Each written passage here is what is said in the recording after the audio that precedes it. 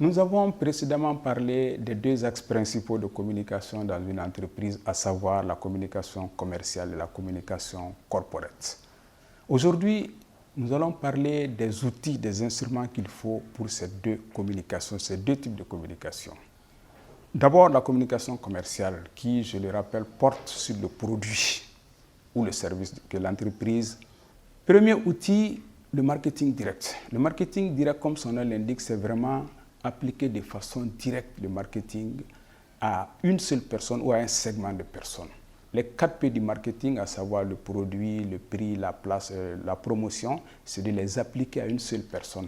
Et cet outil a l'avantage de permettre une certaine interaction entre vous et le client parce que c'est direct, ça permet au client de réagir à vos messages et à vous de réajuster justement en fonction de ses plaintes. Donc le marketing direct est un outil très précieux qui est très utilisé dans les entreprises. Deuxième outil, la publicité. Tout le monde connaît la publicité. Si vous suivez l'ORTM, les autres chaînes, les radios, partout il y a la publicité. Chaque fois qu'un message promotionnel passe sur un média, on parle de publicité. Donc la publicité n'est pas autre chose, c'est la promotion d'une entreprise ou d'un produit par les médias d'information. Les publicités passent essentiellement par les médias.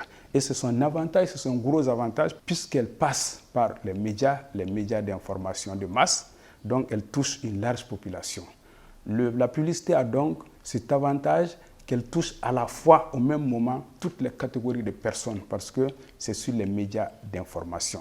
Maintenant, l'inconvénient de la publicité, c'est que la publicité est souvent considérée avec une certaine réserve parce que tout simplement, elle vante les vertus de tel ou tel produit sans que le téléspectateur ou l'auditeur ou le lecteur ne puisse établir la véracité.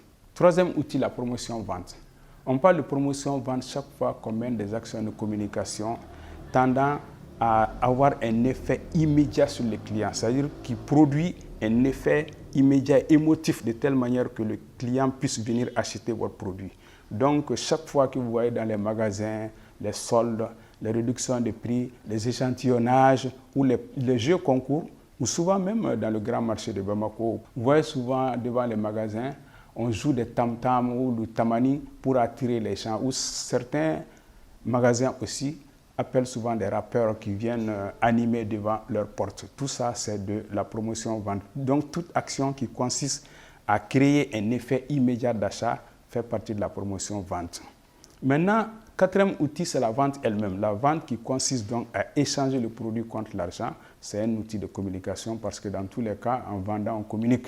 La communication est là, même si physiquement le vendeur n'est pas là, comme c'est le cas maintenant. Même si on le fait à travers des machines, on communique quand même parce que le prix est donné et en fonction de ce prix, on réagit. Donc la vente, en tant que telle, est un outil de communication. Voici donc les 4 outils pour la communication commerciale.